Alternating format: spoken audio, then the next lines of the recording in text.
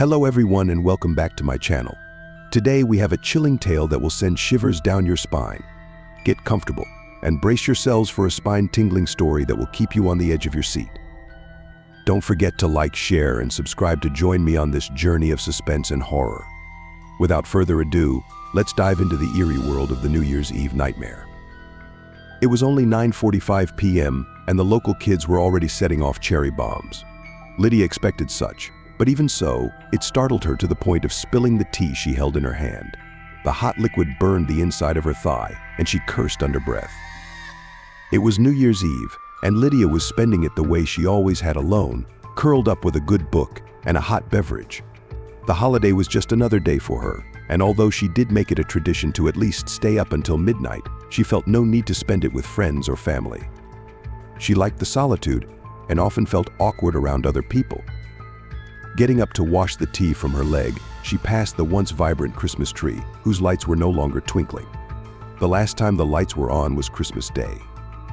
She made a mental note to take it down the following morning, as well as all the other half-assed decorations she had around her house. She often wondered why she bothered putting them up anyway. Nobody saw them but her. But old habits die hard. Grabbing a rag from a drawer in the kitchen, she wiped off the spilled tea and examined her thigh. The spot was red, but nothing too serious. The pain would subside quickly, and as long as she kept a firm grip on her mug, she was sure she would be able to get through the night without too many serious injuries, fireworks or not. Just then, the phone rang. Forgetting about the burn and figuring one of her family members was calling to wish her a happy new year, she answered. Hello? Wait, she heard laughing in the background, but nobody replied. Hello, she asked again, a little louder. Is Joseph there? It was a woman's voice. Lydia could still hear laughing in the background. I'm sorry, there's no Joseph here. You must have the wrong number. Then the person on the other end hung up. Lydia took the phone from her ear and made a flabbergasted facial expression. That was rude, she said, and placed the phone back on the receiver. As she made her way back into the living room, she heard laughing coming from the front of the house. Immediately reminded of the phone call she just received, Lydia froze to listen. More laughing and getting louder. She made her way to her front window and peeked outside. To her relief, a group of teenagers were walking up the sidewalk, sparklers in their hands, laughing up a storm, the boys teasing the girls, and the girls giggling their heads off. The street lamps made their shadows bouncy and elongated, reminding Lydia of the shadows she used to see when the power would go out and her family had to rely on candlelight. One of the girls pushed one of the boys gently, knocking him off the sidewalk and onto the street. You're gonna get it now, he shouted, and the girl tried to hide behind one of her friends. Lydia let go of the breath she was holding and closed the curtain. She did not miss being a teenager, although a small part of her felt nostalgic at the thought of interacting with the opposite sex. There was nothing like those first-time butterflies, casual glances, and playful teasing. Smiling to herself, she returned to the couch, sipped her tea, and began reading her book again. About an hour passed before the phone rang again. Thinking for sure it would be one of her relatives this time, she got up and answered. Hello. Wait. Again, nobody answered, but she could hear what seemed to sound like a party in the background. She could hear glasses clinking together, music playing in the distance, loud conversation, and the occasional noisemaker going off. Hello, she asked again, louder still.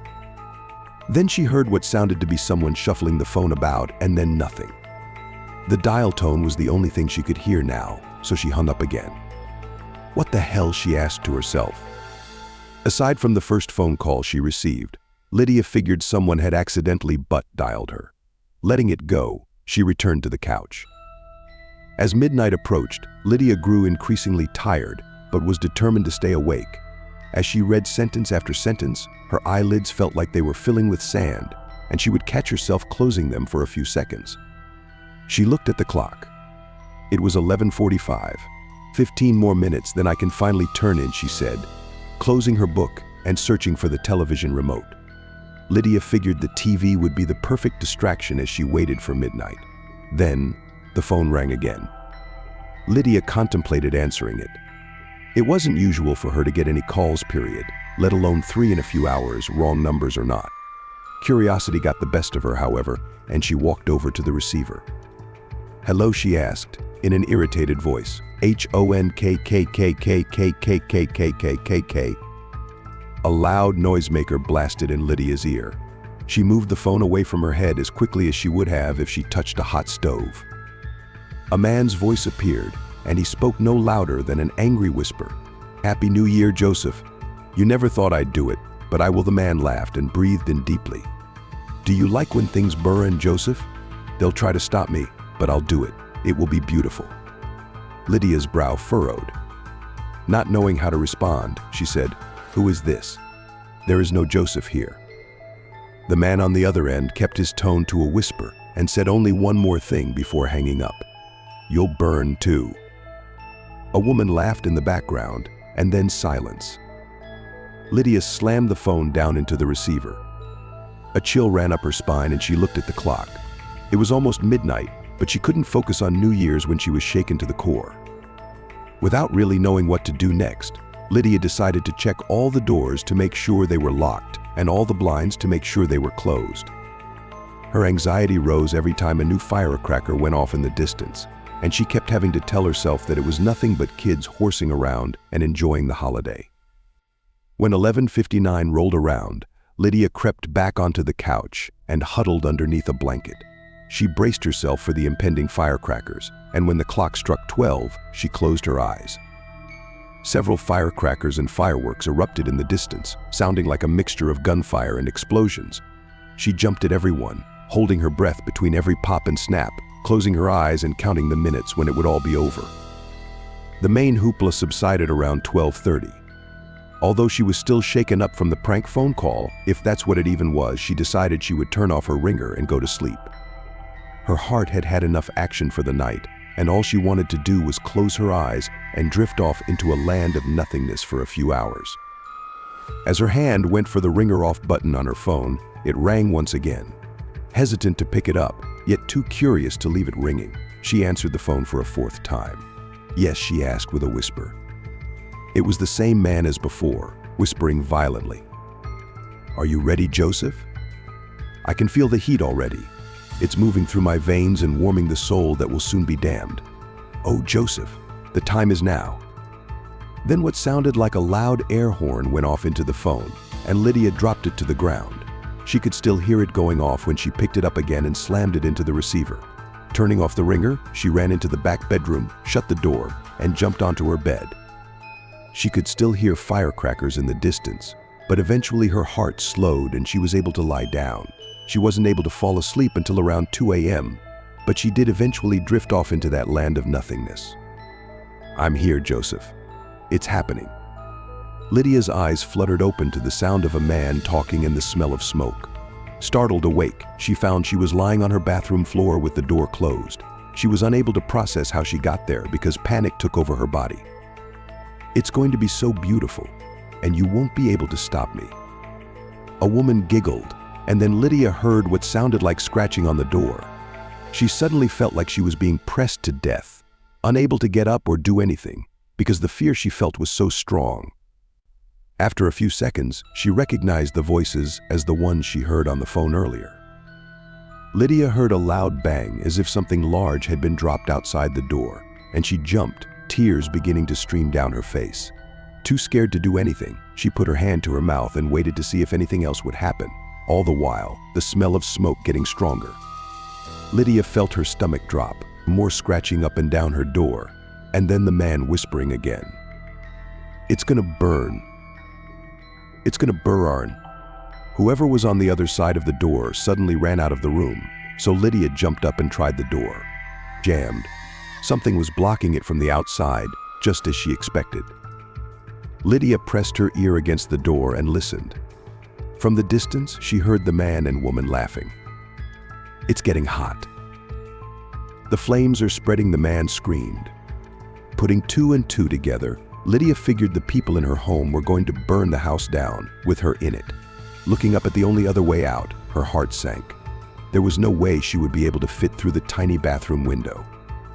"Let me out," Lydia screamed, hoping against hope someone would open the door. The only response she heard was more laughter. In the distance, she heard glass break. Lydia tried the knob again and found that it was becoming warm. "Whoever you are, please let me out. I'll give you anything you want. Just please let me out of here." Silence. She pressed her face against the door and felt a slight heat.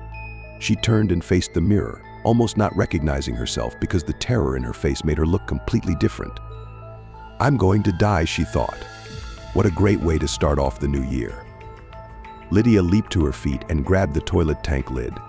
Without thinking of anything else, she started hitting it against the doorknob, hoping she could somehow break the door open. Smoke started coming through under the door, and Lydia started pounding faster. With every hit, Lydia let out a desperate cry. After a few minutes, Lydia thought she wasn't going to be able to do it, but with one final smack, the doorknob fell to the ground. Lydia pushed the door with all her strength, but it was futile. Whatever those people pushed in front of the door, it was not going anywhere. In a fit of rage, Lydia slammed the palms of both her hands into the door over and over, screaming until she started coughing. The smoke and heat coming into the bathroom was beginning to become too much. With resignation, Lydia sank to the floor. Her eyes began to sting and it was getting too hard to breathe. She was becoming lightheaded. She looked over to the small bathroom window and thought I could have at least opened it and screamed for help. She closed her eyes, heat enveloping her body. Her final thought before passing out was, "Who the fuck is Joseph?